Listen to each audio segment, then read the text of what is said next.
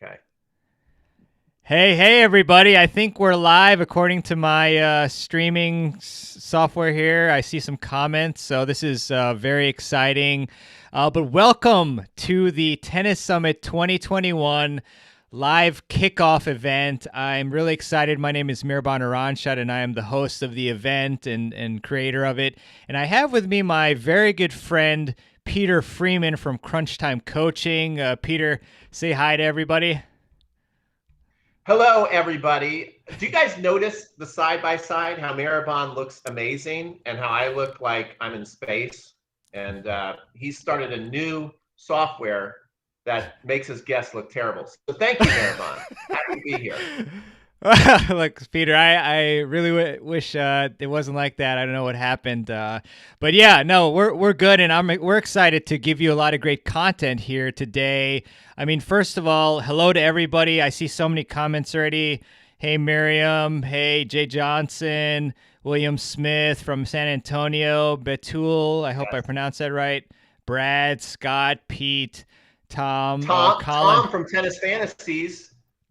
Yes, that's This right. is And this is awesome. yeah, I'm just really excited. I think a lot of people they forget that or don't realize or don't comprehend that this event, like for this week for a limited time, it's like just totally free. And if anybody doesn't have their free ticket, they can go to Tennis Files, or actually they can go and click the button below this video. I think it's the second button, or you can go to tennisfilessummit.com/Peter. Peter. But yeah, we're coming in for a week of a lot of fun and great content. But for today's live session, we wanted to just give you a ton of value even before the event begins, really, because this is a kickoff event. And so in today's live stream, we're going to show you the 8 biggest mistakes that you're making in your training. This has come from experience from Pete and myself, and learning from the best in the world. And then also on the end of this live stream, we're going to give away prizes and also give you a very special offer that you can't get anywhere else. So stay tuned to the end.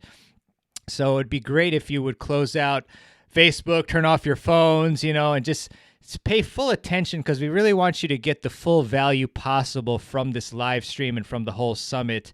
And so a little bit about myself. This is the 5th year of running Tennis Summit, and I've interviewed hundreds of the best coaches in the world, including Peter right here. And so Oh, it's really, yeah, and he's one of the best, bar none. And Peter has just coached for decades, and he has his platform at Crunch Time centuries. Coaching. Centuries, Yes. pretty much, in a different lifetime. So he's a great coach. So hey to everybody here, Charlie, Nancy, Charlotte, John, wonderful. I'm really excited. I'm seeing, such great positivity from the chat as well. Hey, Christy. And I yeah, love it. so Pete, I mean, just to start off, I mean, what are you going to have in store for us today for this live stream?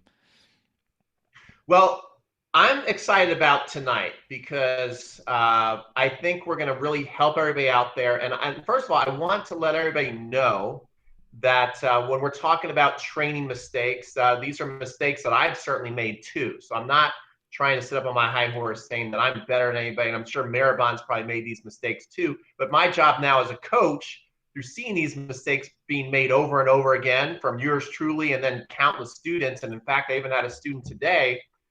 I, I know that you guys are a different brand of tennis lover. Otherwise, you wouldn't be on Sunday night, 8 o'clock. So, the online community is my favorite to teach. I'm starting to work now at a club, just helping out with their program and talking to, and they love their students too. But sometimes they get frustrated that the effort isn't there, the attention isn't there.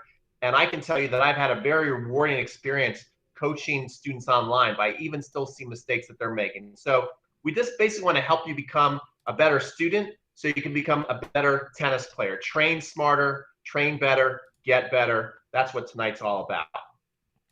Yeah, for sure, Pete.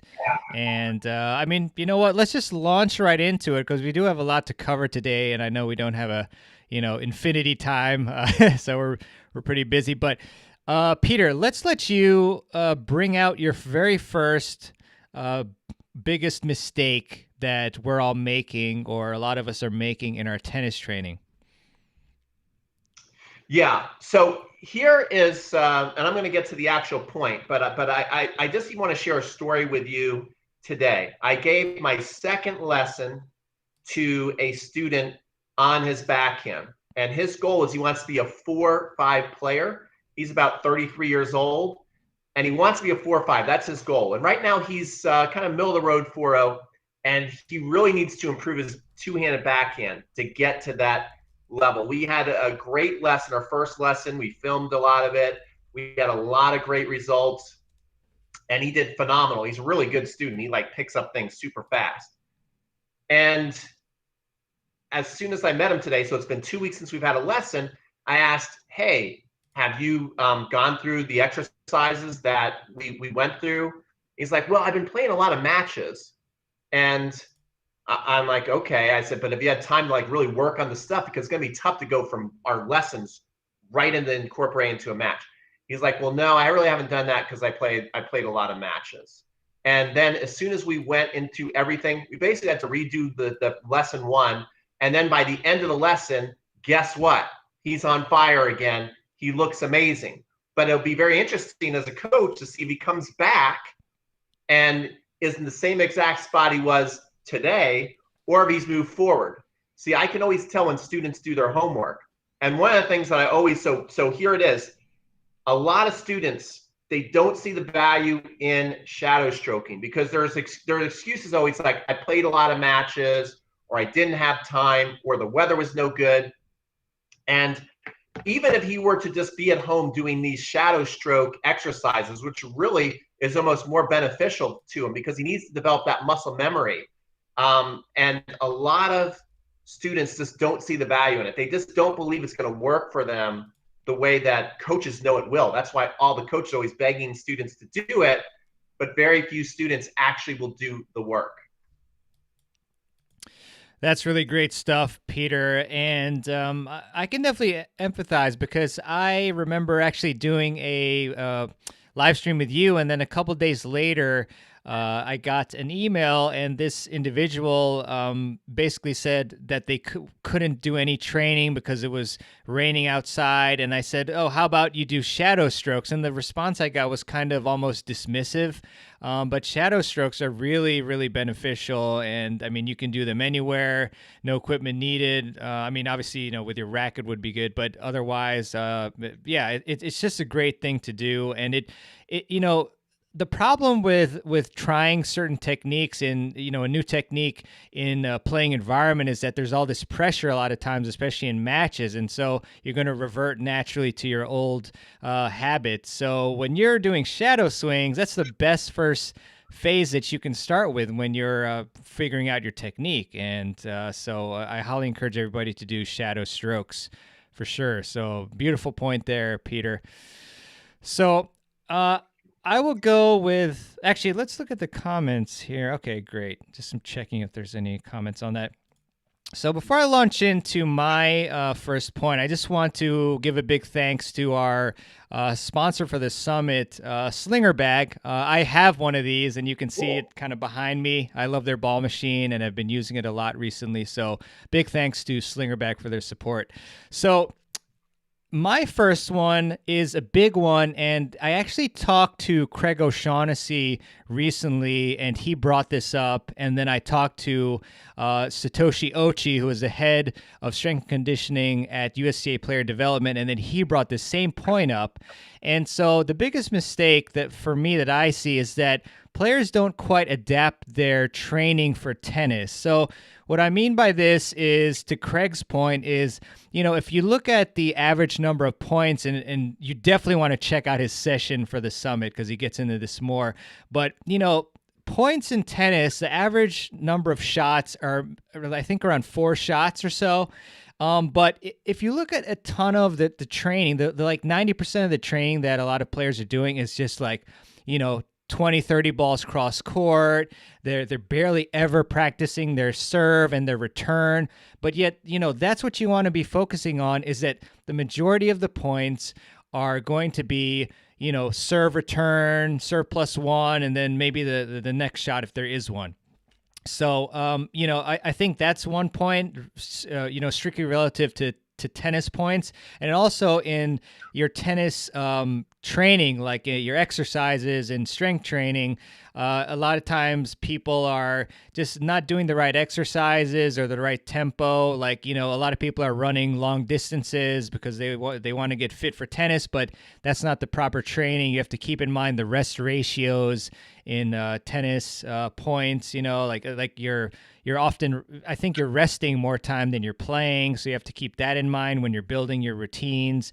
So you really do want to make your training, both the tennis and physical, like weight room and so forth, and agility, like gear it towards tennis and make sure it is towards tennis and not something else. And when you first start training, it's fine to make it general, but then you want to make it more specific. So we have a lot of summit sessions, which is why you want to get your ticket, that touch upon all this stuff. So that's my main first point here. I mean, do you have any thoughts on that, Peter?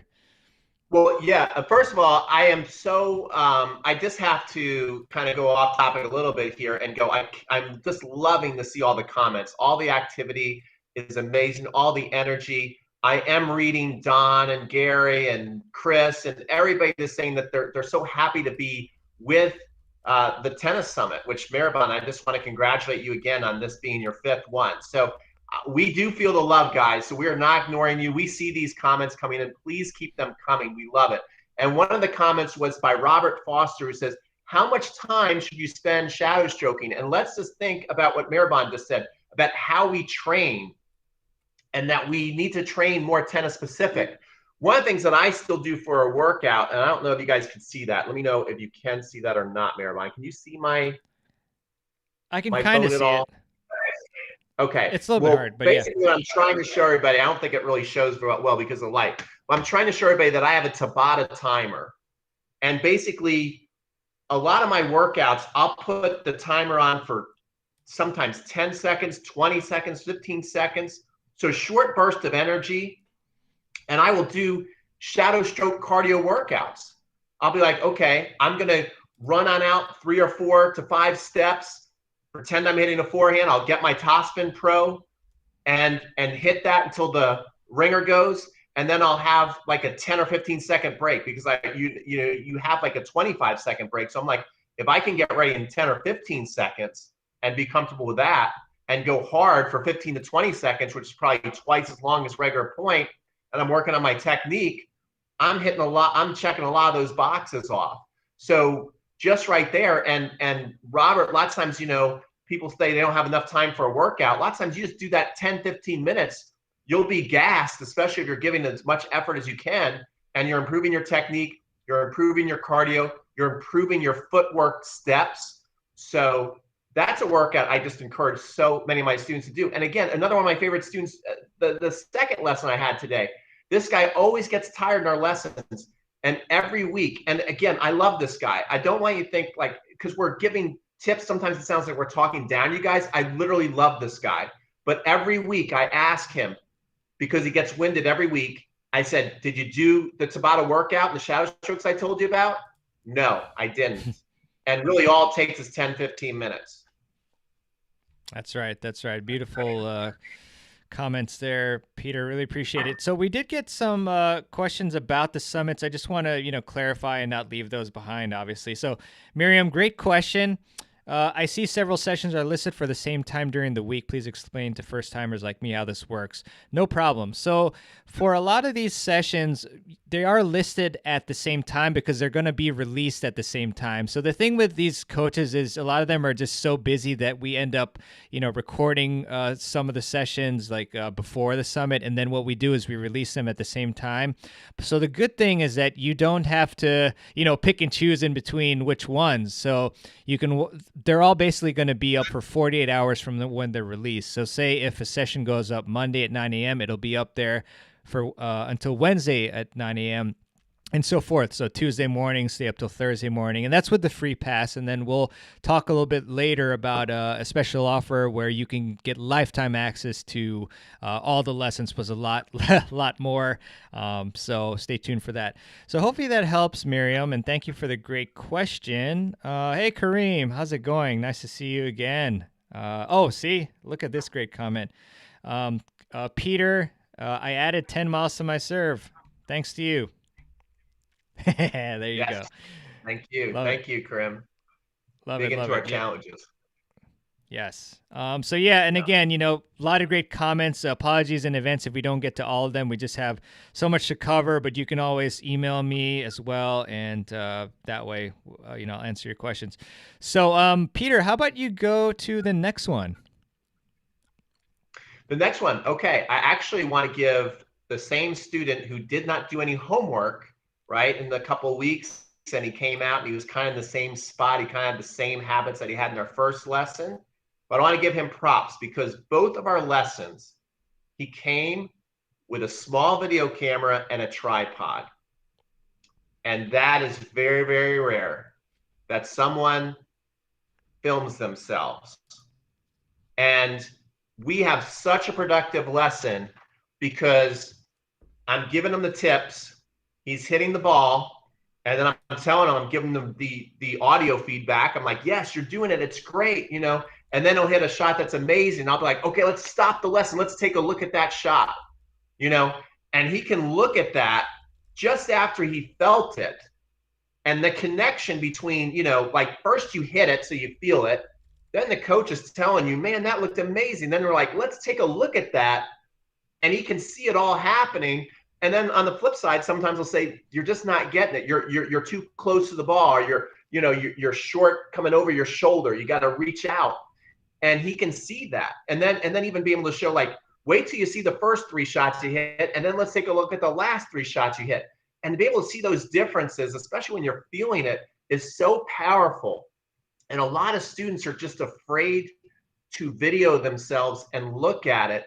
And I think maybe it's because you're like, sometimes, as they say, the truth hurts. Sometimes even look at things I do on video and go, oh, I thought I was looking better than that. But the more you look at it, you can go, wow, I really see where I can improve. And then especially if you're starting at ground level, don't look at it as a negative thing. Look at like, okay, this is where I am. And then you can see the improvement, step by step, week by week. It's undeniable. And even if maybe you don't start off with much confidence on the videoing yourself, after a month or two, it's going to build your confidence. And then you're going to be out there in your match and you're going to know what you look like. You're going to know what you're capable of.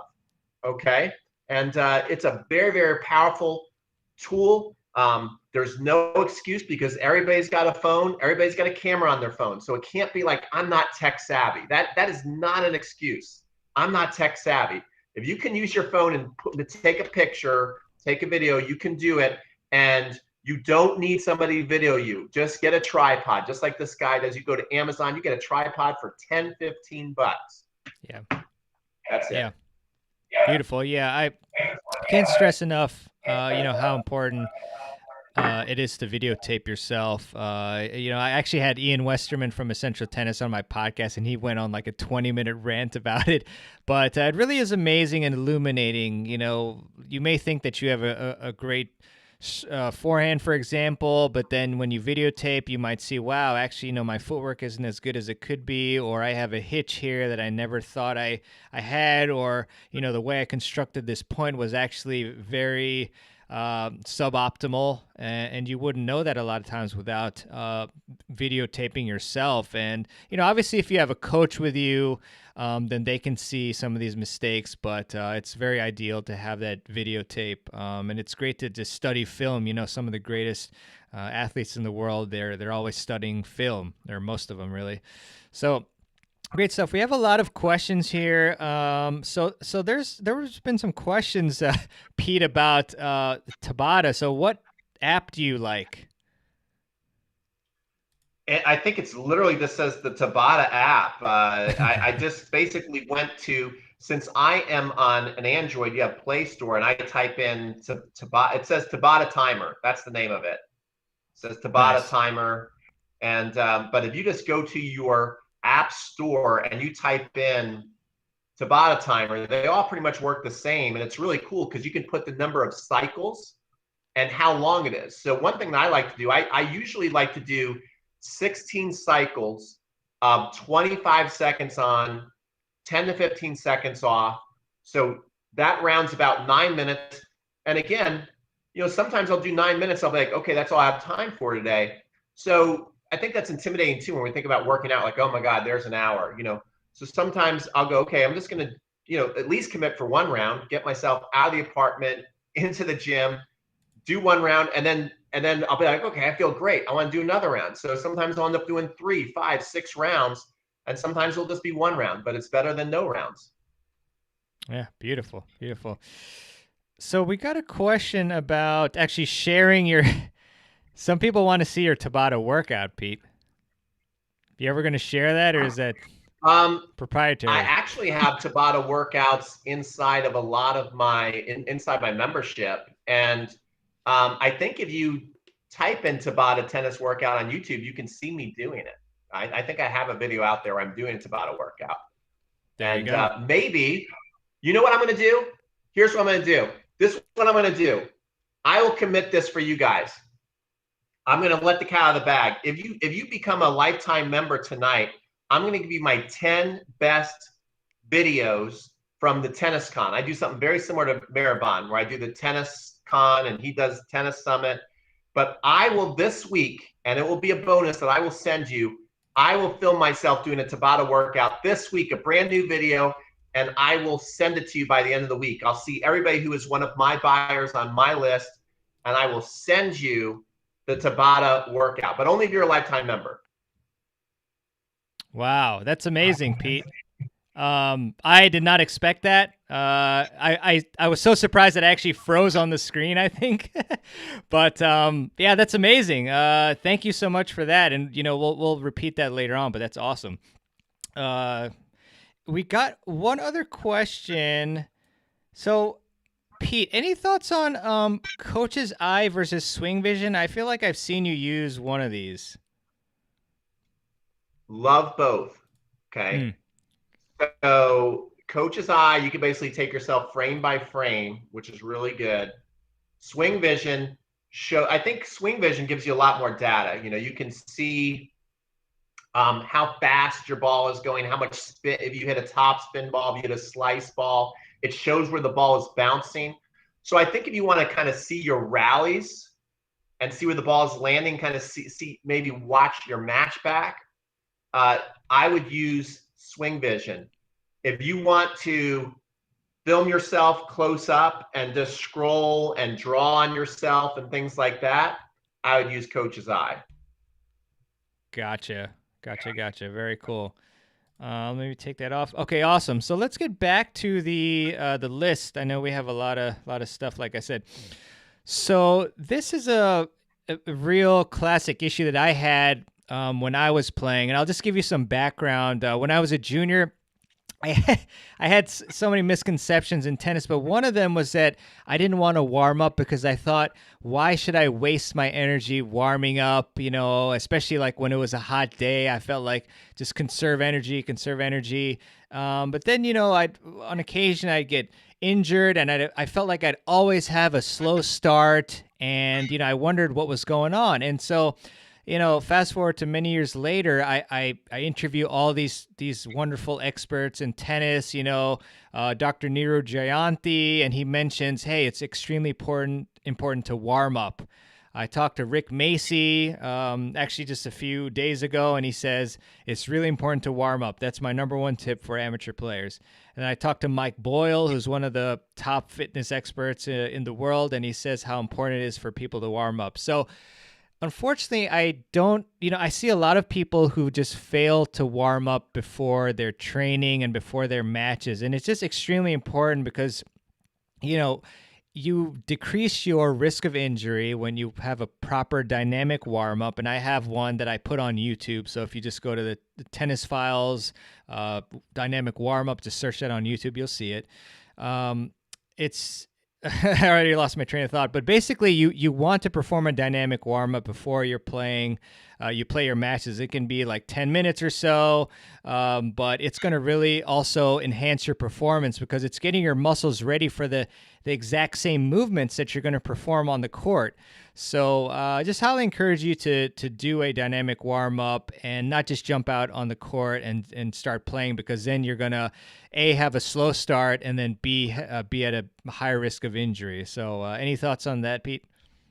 I have a lot of thoughts on that. First of all, that's a great discussion there, Mehrban, and it brought back a flashback to I got to play a couple of years. Now I run Tennis Con out there at Newcomb's Ranch, so I don't play on the team anymore. But there was 2 years, like this camp's called Tennis Fantasies. So you'll play for like a John Newcomb, a Mark Woodford, a Roy Emerson, Rod Laver, like it's the Jensen brothers. So one year I played on Roy Emerson's team, and he would always say this to everybody, just not to me. He would say, "All right, mate, when you get out there, it's flat to the boards." And what he meant basically, like, once you start your match, he wants you going 100 miles an hour. And I got to interview John Newcomb for a course I made, The Legends Guide to Tennis Mastery, and completely different. They were not in the same room. And so he was talking about playing all the different legends. And he's like, when you played Roy, you were always down 3-0 because he always came out so fast. So it was really intimidating because he always was flat to the boards as soon as the match started. And so, the advantage of thinking about when you go play your league match, most people are sitting around the table, whether it's a men or women's match. The women have their table all nicely made up of a bunch of great food. The men just bring the beer and the chips. But a lot of people are just sitting around talking and not really warmed up properly. And so you can have a big advantage of going out there and being warmed up. And so you're ready to go from that. You don't feel like you're working your way into the match. You're like ready to go. Yeah. Yeah. Huge point there. Appreciate that, Peter. I was just scanning some of the comments here. So we had a question about the right length to warm up. So if I recall correctly, Dr. Mark Kovacs, he has a dynamic warm up that you can do in 10 minutes or less. From my perspective, I think there's no like one exact time. It's just, at the point where you're, breaking a sweat and you feel like your body is in good shape to perform properly. Any thoughts on your end, Peter? I really think 20 to 30 minutes. The pros these days, they're warming up 45 minutes at least. If you go to a tournament, you're going to see them like Rafa Nadal. I remember one night he played at night. He came out, he probably hit around 4 or 5 p.m., crushing balls. And then he played at 8. So he already hit like an hour or so. Then, behind, because it's kind of cool with technology now, we've seen Rafa work out behind the scenes at like the US Open. He's doing shadow strokes. Rafa's doing shadow strokes, guys. He's doing wall sits. He's using the band, right? He's running up and down the hall. Like he's worked himself up into a lather, That's why he's one of the best starters out there. He doesn't take it easy before the match. As soon as the coin toss is over, what's he do? He sprints back to the baseline. Think about when you go out to play your match, do you physically feel ready to sprint back to the baseline, or you're like, whoa, I better not do that or I might hurt myself, like I got. So he's already got himself going. And I think that's a really good way to think about it. Yeah, love it, Pete. Thank you for that. Let's see, what do we have here? So we have a lot of agreements on the warm-up. Let's see. What's the best tool for measuring serve speed? So, there's some tools you can buy from, like, I think On-Court or Off-Court has some speed guns. Do you have a speed gun, Peter? You can get a speed gun. Go to On-Court, Off-Court. They got a lot of great stuff. Love On-Court, Off-Court. And you can also, there is literally an app on your phone called Serve Speed. So look for that. And that's pretty cool. It's a little bit tedious, but I think it works pretty good to where, like, it basically walks you through some steps. It kind of measures, based on where you are, where the ball lands, and it films it. It can kind of tell you how fast it's going. So it takes a couple steps, but I definitely think it's pretty accurate. And the swing vision also shows the speed of the serve. So that's really good too, right there. Awesome. So Pete, oh wow, 8:30 already. So Pete, how about we go to your next one? Okay, well let me pull that right up. Okay, this is a big one. Okay. Um, Not sticking with a project long enough. And I know that, especially if you watch online instruction, it is so easy because a lot of the videos are very entertaining. I mean, I will admit, I am an online instruction. Not only am I an online instruction teacher, I'm an online instruction addict. I love to watch videos. I love to see tips. I love to go, oh, that makes sense. You know, um, so that's good. I'm not saying not to do that. I even think the guy from Intuitive Tennis even wrote made a video lately, like don't become a tennis addict, a tennis online tip addict, because it's good to get all this, but at the same time, you do have to have projects. So like, especially when you go through the tennis summit, you're going to get a lot of information. That's why I suggest the lifetime, thing. Kind of treat it like Christmas, like you're unwrapping a bunch of presents, but then think about maybe 4 to 5 to even 6 lessons that really made sense to you, that's on something that you need to improve on right now. You know, the most obvious example I can give people is most people at some point in their life have trouble converting from a frying pan grip to a continental grip on their serve. Most people struggle with that. And the biggest difference between someone who actually gets it and looks good and eventually develops like a professional style looking serve isn't that they're more talented than you are. It's that they were willing to take their lumps longer than you. You know, excuses are, man, this is really hard, or it feels really uncomfortable, or when I go to play my match, I'm double faulting all the time, so I'm totally embarrassed. The people who end up getting it, they have all those same things too. I remember when someone showed me that grip when I was a kid, I just thought there's no way in the world I'm going to be able to do this. I thought there's no way I'm going to do this. Then I watched TV and I watched all the pros play. I'm like, they're all doing it. I have to do this. And then I went and I served. And for a month straight, I did not make a serve, guys. I literally hit, I'm a lefty. I was serving to the deuce court.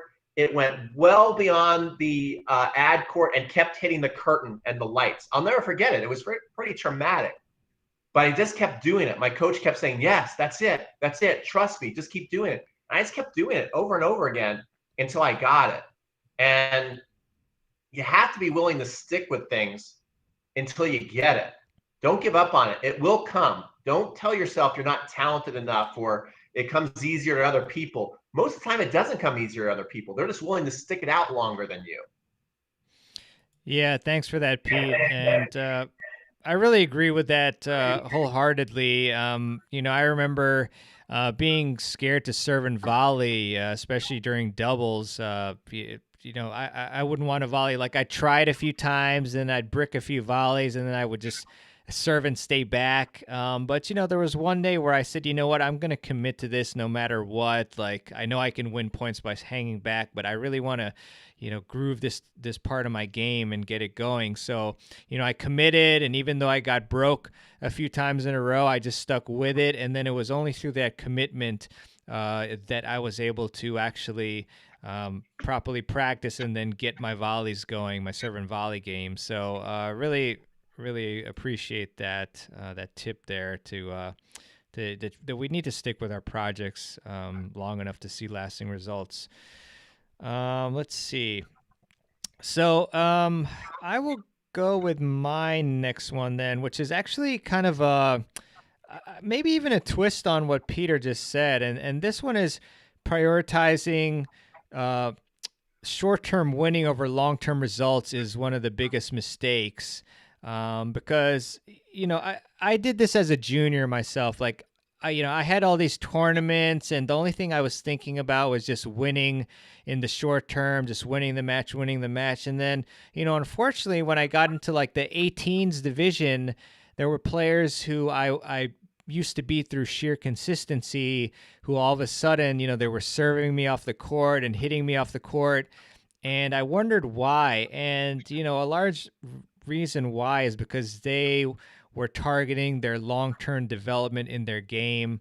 They were working on their attacking style and putting away short balls, and they were focused on just a more overall development of their game that could take them, past college tennis into the pro tour and so forth. So that's a big mistake that we definitely see a lot of players are making. And two individuals who mentioned this when I interviewed them was Nick Bollettieri and Taylor Dent, which if you sign up for the summit, you got a free Tennis Secrets playbook, which has advice from over 50 top coaches and pros. So you will see those quotes in there, those pieces of advice. So that's just a big one, if all you want to do is win, win, win, like, I get it, but even if you do just want to keep winning, like, it's better to just focus on developing your game so that you can just reach a higher level in the long run. So any thoughts, Pete? Absolutely. You have to really be honest with yourself with goals, okay? I think a lot of people who follow online instruction, they're a different animal than a lot of club players. They want to learn the right way. They want to develop the strokes, but they also feel it's a little bit more of an inner battle, I think, than maybe a junior who the coaches are always saying, hey, you're young. Like, let's say a junior who starts when they're 9, 10, 11, 12, those developmental ages. I think for a junior that's going to really develop to be a great player, the coach is always telling them, hey, you've got time, and let's develop this and let's develop that. And so the student can more buy into that. Where when you're an adult, there's not a lot of coaches talking about development and taking time. And as we get older, I'm almost 50 now. I hate to even say that out loud, but we feel like we have less time. So we feel more pressure to get it. So I think you want to be honest with yourself and go, okay, how much do I just want to get the stroke correct versus winning? And especially there is going to be a point where you have to take more of a leap of faith and be willing to make mistakes and be willing to lose matches. But I also like to encourage my students to treat it like, you're developing a product for Walmart. A lot of people, just like my student who for 2 weeks didn't practice and went and played a lot of matches. What's going to be tough for him to just implement what he learned in a lesson the next day. So what I like is if you're learning a new thing, think about you're making a product for Walmart. You don't need to show it in your match right away. You can still use your old stuff that works. That's product ready. That's ready to put on the shelves. It's been battle tested. It works in matches. But the most extreme, again, continental grip serve. You take one lesson on the continental grip serve and you have a little bit of success.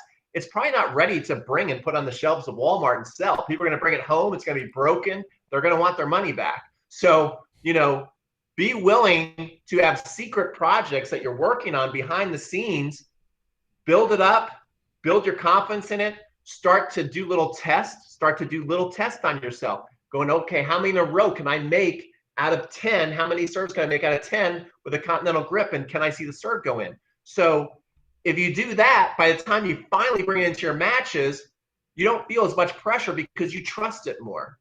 You're not going to trust something that isn't developed. Yeah, love it. Thanks for that, Pete. So I got, we received a question about Slinger Bag, and I just want to address that, obviously, because it's our sponsor of the summit. So I don't personally have experience with the Spinfire Pro 2. But I mean, I can say that the Slinger Bag is excellent. It's first off, it's a great bag. You can put a lot of stuff in it. It's portable. I just wheel it out to the courts, and it has a large amount of topspin on it if you want. Good speed, good frequency, pretty easy to use. So I mean, I think it's a great machine. If you really want like a ton more advanced features, then I would just say look at the Spinfire Pro 2 and see what it gives you versus what Slinger Bag gives you. But I think in most cases, Slinger Bag would be great for you. Pete, do you by any chance have any experience with the Spinfire Pro 2? I do not, Yeah. but I really love seeing all those Slinger Brag reviews on YouTube. Like I said, I'm an addict myself, so I've seen a ton of those, and it looks really cool, and I want one. We got to make that happen, Pete. We'll figure it out. But Pete. So thank you for the comments on my tip there. Biggest mistake. So how about we go with I think your last one now, Pete. This is my last, but not my least one. Okay. This is pretty cool because I just did a video with this 10-year-old girl who, again, I'm helping at this high performance academy. Her name's Hannah Banana. And I asked her, what are the keys to tennis success? And I had no idea what she's going to say. And she goes, you have to be focused. You have to have the best effort and have really good footwork. I was like, wow, okay, video's over. Like, she crushed it. But the difference between her and a lot of the junior students or even adult students is she lives what she says. Like, she lives it and she does all that. And she has phenomenal strokes, but most people, when they miss a shot, they start doing what? They start analyzing from the top down. How many times have you hit a shot? The first thing you look at is your racket. Then you start doing some shadow swings. Then you start really thinking about what you did. And most of the time you miss is because of your footwork. And I know as we get older, our feet slow down, okay? I have lost a lot of steps. I'm really feeling it lately. But one thing I will say, which I have to give myself credit, is when I look at my footwork on video, I'm not talking about the balls I can run down. It's a different thing. When I look at my footwork on video, to this day, and still compare it when I walk around to a lot of the juniors going around and hitting, I still put my footwork up with theirs because I developed it. You know, I still think a lot of the kids, I still have better footwork than they do because they refuse to really take it seriously. So I honestly believe unless I really get hurt, and I've already got a bad pack, so it's not about that. I believe I'm going to have good footwork as long as I'm on the court, no matter what age I am. I'm not saying I'm going to be super fast. I know I'm going to get slower and slower, but I think my footwork will always be good. I think I'm always going to do a boxer shuffle. I think I'm always going to do a split step. And so focus on that first, rather than going out, turning the ball machine, your feet are flat, and you're hitting shots. You're just focused on your arm and your unit turn. Feet first. Pete, beautiful advice. If you don't get to the ball, if you're not in a proper position, then beautiful technique's not going to save you. And again, in the playbook, I remember Michael Russell, who was a top American ranked pro. He said that if you work on your footwork and your spacing is good, then it's much easier to hit the ball. It's not always about technique. So that's a great piece of advice. And for myself too, when I get nervous in matches, the first thing to go is my footwork. And so I try to re-engage that and just have as much intensity on my footwork as I can. And that always helps me play much better. It helps me be consistent when I focus on that. So thank you for that piece of advice there. Oh, we do have an interesting question on the Sweet Spotter. So, Rick, I'm a friend of Jan who has created the Sweet Spotter, and we actually filmed some content very recently, and so I got to use the Sweet Spotter, and I definitely endorse it. I think it's a really cool product, and it really does help you highlight technical inefficiencies. So, and if you want, you can email me. I actually do have like a special discount that you can get through me if you want. So totally up to you. But awesome, Pete. So let me get to my last one. So this is all about planning. Alan Lakin said that if you fail to plan, then you're essentially planning to fail. And so one of the big things that we forget to do is to plan. So when we have a practice session, what are we doing during the practice session? What is the objective or objectives of the practice session? What are the actual drills? I mean, I'm sure that, 90% of you at one point or another have gone, have asked a friend of yours to practice, right? And then you go there and then there's no plan. And then that's when you go to hitting, 50 balls cross court the whole time. And then, you're not practicing with specificity, as I mentioned in my first big mistake. So having a plan in place, like knowing what you need to work on to elevate your game to the next level is key, and then planning, allocating time and drills, specific drills to working on your game or practice sets or whatever it may be. It really just planning is so key in life, just generally with everything. So that's another of the biggest mistakes here. What do you think, Pete? I think it's great, and I think especially with the audience we have tonight. Like I said, this is a different crew. This is not your normal club player who, is just fine with where they're at. Everybody wants to get better, and if you're not measuring your results, if you're not putting things in writing, like I want to do this, I want to do that, then it's going to be very, very hard to know where you're at. If you're not measuring where you're going, you don't know where you're moving. But what gets measured gets moved. So if it's I want to be, a 3.5, I want to be a 4.0. Okay. Well, you just can't say that. You know, you gotta be like, all right, I want to be a 3.5, I want to be a 4. One of the ways I like to learn is I like to watch online tennis instruction. Okay, great. Is watching online tennis instruction going to get you to being a 4.0? Probably not if you just watch it. So you're like, okay, I'm going to watch 3 or 4 online tennis instruction videos, this week on the serve or whatever. I'm going to watch it. Then I'm going to shadow stroke. Then I'm going to film it. Then I'm going to go out to the court. Then I'm going to see how many out of 10 I make. Then and then maybe just start to measure how many out of 10 do I make. Okay, I made 4 out of 10 with my new grip. Then after a couple weeks go, okay, you know what? How many in a row realistically do I think I should be making at this point based off of watching these same 3 or 4 videos, shadow stroking, going out to the court, and then hitting 10 serves. Okay, I think I should be 6 out of 10. Okay, if I don't make 6 out of 10 today, I'm going to do 10 sprints to the fence and back, or I'm going to do 30 push-ups, right? Or I'm going to buy my wife dinner, or I'm going to buy my husband dinner. Like once you start to do that, that's completely different than I'm going to go to tennis practice, or I'm going to watch a video. Now you're really putting a system for improvement. Yeah, I love that, Peter. I'm actually putting together, all the points so that we can recap it. But yeah, I particularly love the accountability aspect that you put down or that you explained to us, because a lot of players, they're not as intense as they can be in their training because they don't have that accountability. But when you introduce that, that's when things happen. That's when you practice at your most, your highest peak of intensity. So really appreciate that, Peter.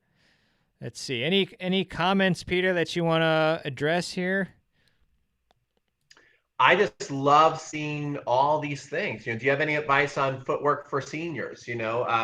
Absolutely. I think that's all different. I mean, I teach one senior who doesn't move his feet. He's like 62 years old. He's in unbelievable shape. I ask him, I'm like, do you have knee pain? No. Do you have back pain? No. Do you have any pain? No. Well, that particular senior, he's 62. That particular senior should be putting fear into his opponents by moving his feet. That could be an intimidation factor. Okay. But let's say you do have some problems. Let's say you hurt. I heard this one story about Roy Emerson when he was 60 something.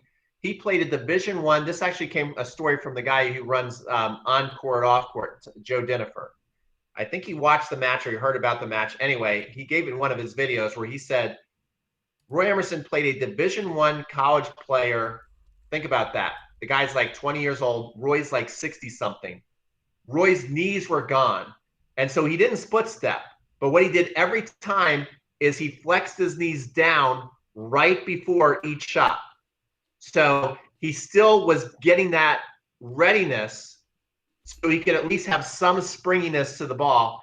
And he beat the guy 6-1, 6-1. Fantastic. So that's pretty amazing. That's really amazing. there's been some great comments too about camps versus private lessons and smaller groups. And yeah, it's really important, because Jatender mentions how, he sent his son to a Nike tennis camp and it took him a year to correct the bad technique, So obviously that's not to say that all Nike tennis camps are bad or anything like that, but you really do have to be wary of who it is you're sending your kids to. And, if it's like a group lesson, you have to pay attention to the coaches and like how they're teaching and, do some research into the coaches, because it's really, really painful, like Jatender said, to develop bad technique and then have to go back and fix it. It's very difficult. It can be done, obviously, and it takes commitment and, looking towards the long term, as we mentioned, but it's much better to just get the technique correct in the beginning. So you do have to be careful with who you're getting as a coach. And that's why, Peter and I, we try to find the best information and teach the best information to you. And that's what makes part of what makes this event so special, because I've collated the best, coaches in the world like Peter to show you the exact techniques that you need to implement, the exact strategies, the exact exercises and mental game advice to improve. So, that's why we do this. So we try to get you on the right path. Yeah. Cool. Yeah. Anything else? Well, I'll just add one thing, and then I think you're going to show everybody what you got for us. So I think it's good to kind of move on to that. We're at about an hour, but I just want to tell a quick, because it's like that's always the thing. It's like private lessons versus group versus whatever. Look at what time you have, and whatever you can do it all. And I'm just going to use Tom Brady as an example. Like, you would think Tom Brady has the sport of football mastered, okay? But Tom Brady practices with the team a lot, okay? So he's got his group practice, and he's got a whole bunch of different opinions. It's from a bunch of different coaches in group practice. Then he's got an individual throwing mechanics coach that he's had for years that he trusts with his life. And he'll go, I watched this one video where he's throwing the same route, the same exact route, guys, for hours. And they are going over each throw with a fine-tooth comb. And then what does Tom Brady do? He loves to watch film. He is obsessed with watching film. So if you translate that into tennis, you could be like, okay, Tom Brady watching film is like me watching the tennis summit. I'm studying these online lessons. I'm watching Federer hit shots in slow motion. I'm watching myself. I'm studying myself. That's my film sessions. I go to group clinic. I got that sparring that I'm doing where I can try new things with people at my level. That's super important too, because it's hard for a coach to emulate, you playing against another 3-5. So it's good to go in group classes. And then you got your coach, hopefully, maybe that you go take a lesson with that can really show you how you're headed and what still needs to be accomplished. Love it, Pete. Thank you for that. Great points as usual. So I want to just really quick share my screen and then recap, what we talked about today, and then talk about our special offer here. So let me share my screen. Great. So these are the points that we made today. So the first one is the first biggest mistake is individuals, players, they refuse to shadow stroke. The second one is they don't film themselves. The third one is that players don't stick with projects or changes in their game long enough to see lasting results. The fourth is that they are more concerned with their strokes than their footwork.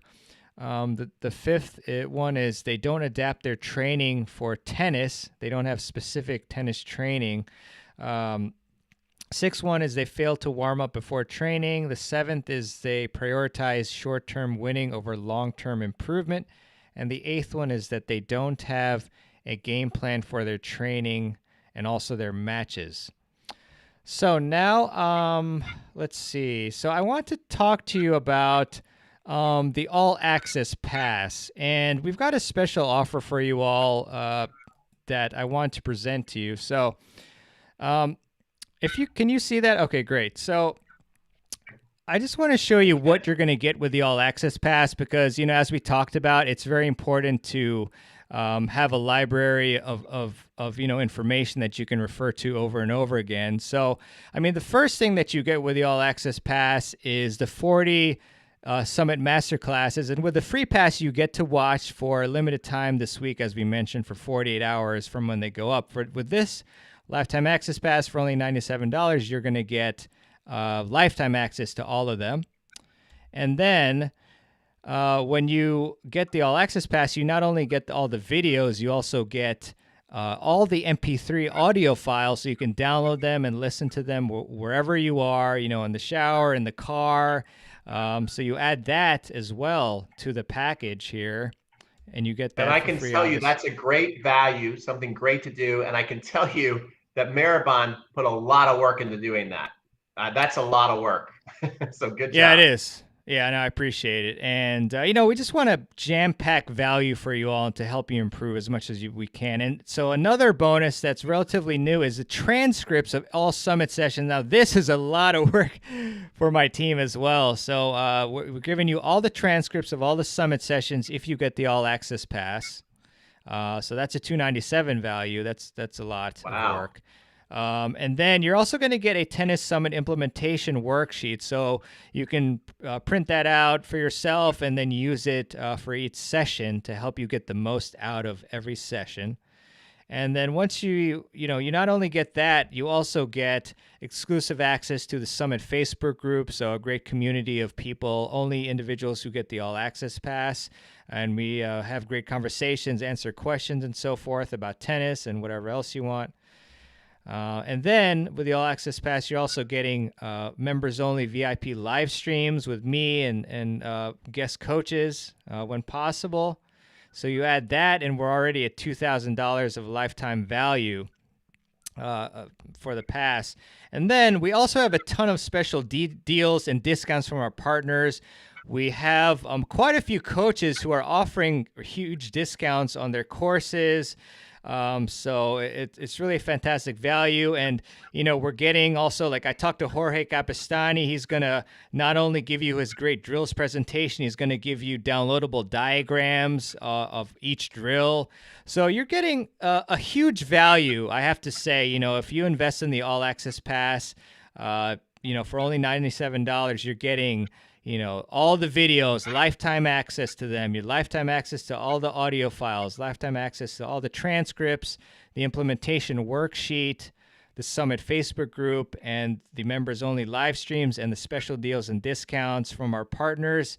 So $2,429 of value for only $97. And to get that, you can go to tennisfilessummit.com/Peter Upgrade or just click the button right below this video for the All Access Pass. So I just wanted to show you this because it's huge value, and thousands of people over the years have gotten it, and I highly encourage it. I mean, any thoughts on why people should get the All Access Pass to the Summit, Peter?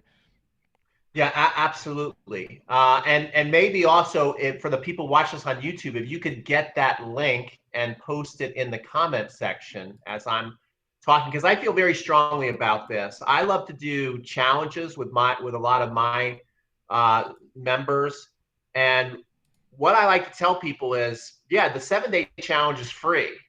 And I love to compare it to fitness because I think this makes sense for everybody. And I think everybody will logically agree because there's always the devil on our shoulder or the skeptic going, yeah, but will this work for me? Or is this a real thing? Or is it a ripoff or whatever?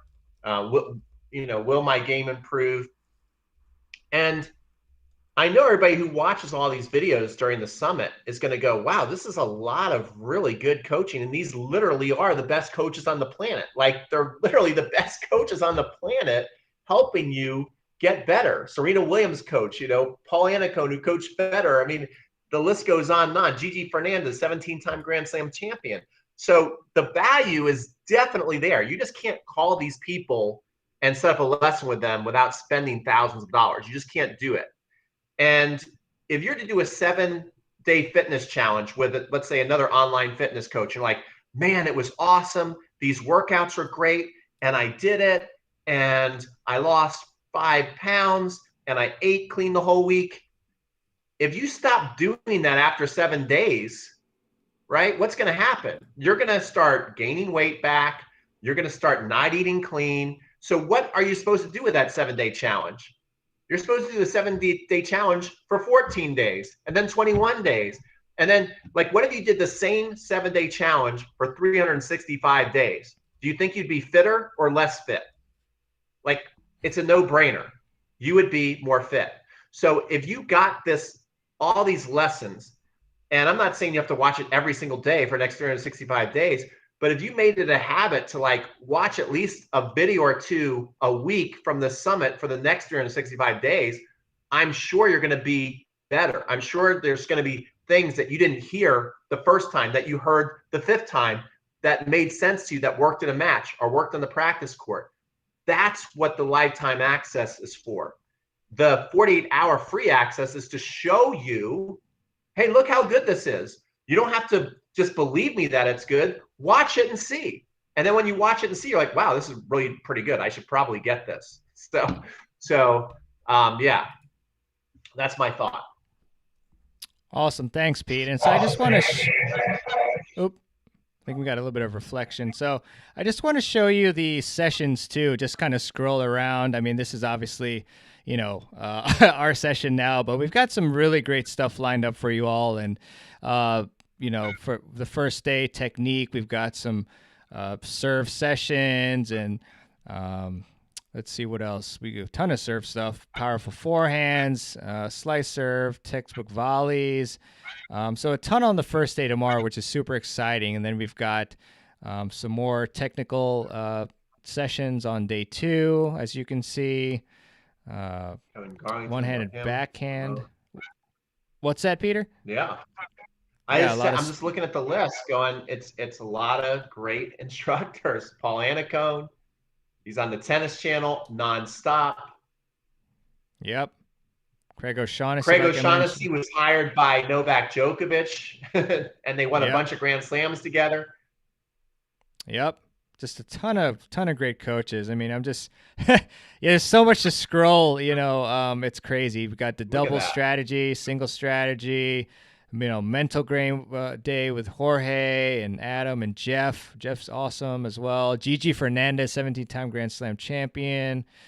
Satoshi, as I mentioned. So, yeah, I mean, obviously go back to Nate and Martin. That guy worked with Martina Navratilova, Leighton Hewitt. Yeah, it's incredible. Like, I don't want to pat myself on the back too much, but yeah, it's just crazy all the amazing coaches I've been able to put together. And yeah, so that's pretty much it. And like we said, we just want you to improve as much as you can. And, the best way to do that is with the All Access Pass, because then you'll have that library, that you can refer to anytime you want. I find that particularly helpful. And also, putting in that investment triggers your own mind that you have actually invested in something that you then want to, put to good use. So obviously, the free pass is there. If you want the 48 hours access, but the lifetime access pass is also fantastic, and the best option if you can afford it and everything. So Peter, you know what, if you don't have anything else to add to that, I also do want to get to our prizes that I promised, so if we could do a few of those. I do have something to add, because Mehrban, you went through that list and you have about $2,400 worth of value in there, and you justified it with your numbers. And I can tell you from doing my own tennis con, a lot of things that you're adding there take a ton of time.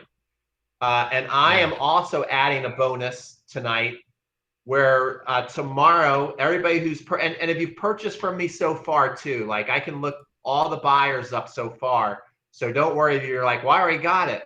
I will also send this to you. My top 10 video lessons from all the tennis cons. So I've done 4 tennis cons now. Mehrban, this is his 5th summit. So I'm going to go through, get a lot of the same instructors, also some legends, and send you guys my 10 favorite. And you guys don't even need to set up another user and password or anything like that. So don't worry about having to set up another account to get in there. I'm just going to email you links to the videos tomorrow.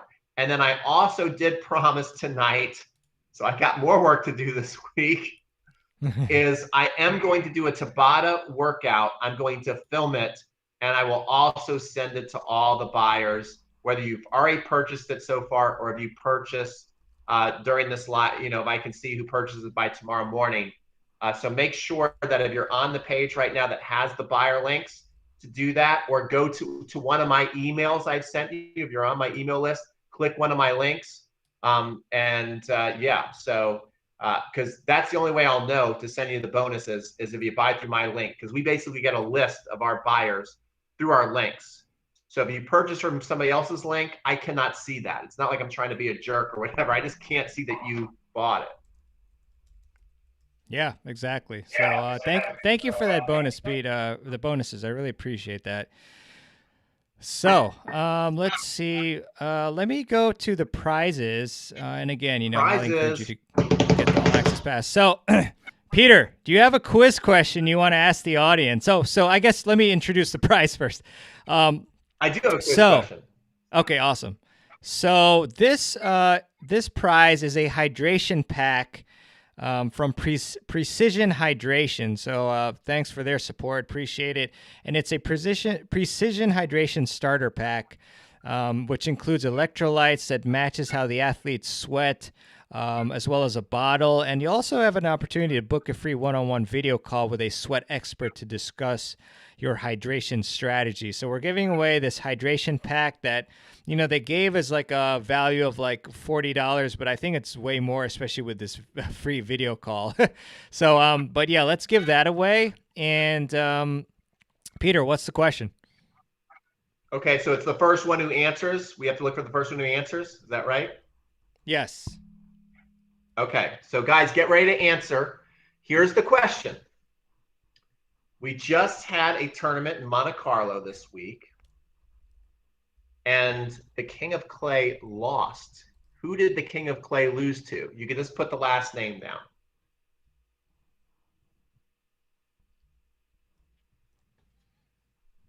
Oh, I'm scared of like a huge influx of answers. I know. I'm not seeing anything yet, though. Who did the King of Clay lose to this week in Monte Carlo? Come on, you guys have to know this. This is scary, Mehrban. Where do you go? Okay. I see Miriam getting it first. Yes. Oh, Teresa was so close too, but yes, Miriam. Okay. Congratulations. So, let's see. Miriam, can you email me your information? That would be great so that I can hook you up with that prize. Now they all coming in. Yeah, wow. Now they're all coming in. That's crazy. Oh, somebody guessed Evans, which was actually the other upset. All right. The other big dog. Cool. All right. So that's the first one. Now, the second prize is an all-access pass. So let's do that. Peter, you got another question? What? You didn't even tell me to ask all these questions. All right. Okay. All right. I will ask another question. This is totally on the spot, guys. He did not tell me I'm coming up with all the questions, but I can put them off like that. Okay. That's why I'm asking you. Yeah. Next question. Monte Carlo. Who beat Rublev to win the tournament? Last name. That was going to be my question, actually. Oh, good.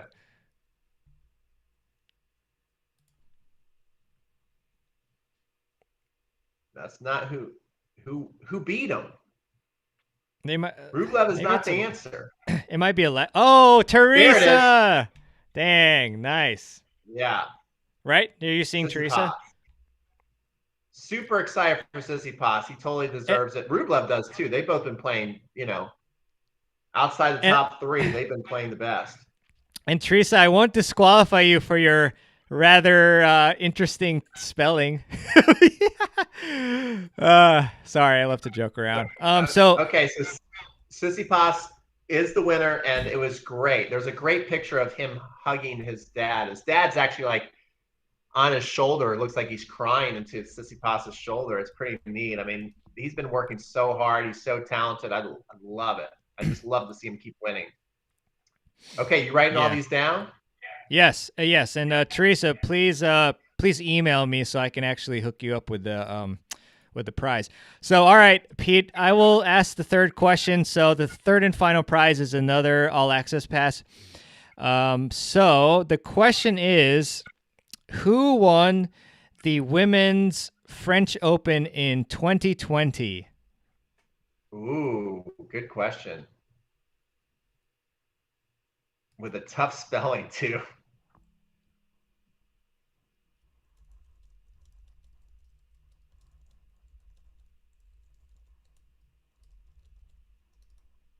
Still no answer yet.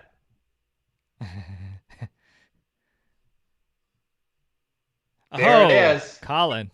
Colin. Colin Colin. C. Colin C. Look at that. Again, I could have easily disqualified the last two people off of a spelling, but it's fine. I don't know how to spell it. That's a tough. How do you spell it? I think it's close. It's just Swiatek. Oh, okay. Yeah, no problem. So yeah, I know that some of you were on, I guess, a delay. So it's commiserations, I guess. But once you find that you're on a delay, you definitely want to refresh the page. So yeah, but Colin, I'm writing your name here, but obviously I do not have your email information. There's probably a lot of other Collins watching. So that is it for the prizes. So congrats, but we're gonna have a bunch more live streams, and you're gonna see more of Pete. Fortunately, we all love Pete, and yes. So yeah, I guess that's pretty much it. Except I just want to say before I let Peter also have his close, is that I definitely highly encourage you to get the all access pass for this year's summit. You're getting the over $2,429 in value with the pass, and you're also getting Pete's amazing bonuses. So I'll send an email about that again later on, but highly encourage you to get that. And I hope you did really enjoy these 8 biggest mistakes that players make in their training. I really think you need to go over this again and figure out which ones are you making, and then which one or two are causing the biggest problems in your game, and then focusing on correcting that, because that's going to help you a lot. So I hope that you gained a lot of value out of this session, and really excited for Tennis Summit 2021 coming up this week. Pete, any last words or thoughts? My only thoughts are, support my buddy Mehrban. It is a labor of love. He does a lot of work to put this on. He's a great guy. I've gotten to know him very, very well over the last 5 years. And I really don't think he has a bad bone in his body. I keep looking for it. I keep prying for it, but I can't break him. He's too nice. He's like one of those people. So you're That's really true. buying from a great person. Myself, I'm not as good a person as Mehrban, so it's different. No. But he is definitely the real deal. He's a super nice guy. He really loves tennis. He really works hard behind the scenes. It's a lot of effort to do it. So of course he's doing it out of his passion, but it's also it's work, and so I think he should be rewarded for the hard work, so we can keep having Tennis Summit 6, 7, 8, 9, 10, 30. I mean, we're building a tradition, and I noticed that the same people come on year after year and support us. So I just want to thank you guys. Thank Mehrban. I love being part of it year after year as well. Thank you so much. Really kind words, and Pete, you're the best too, and just really appreciate all your hard work and the passion. And it seems like you have so much energy. You're just like you're responding to so many people, through their video messages to you and emails, and I can't thank you enough. So yeah, I appreciate everybody's support and your support, Pete, and definitely would highly encourage you all to get the all access pass as well, to have that lifetime access to all all the amazing, sessions this year, as well as bonuses. So, everybody, we'll see a lot more of you throughout the week, and really appreciate it. Great to see you all, and super excited for Tennis Summit 2021 and all the amazing sessions that are coming up. So hope you all have a great night, and we will end the broadcast. And email me if you have any questions as well, and I'll get to them as soon as I can. So thank you all, and have a great one. See you guys.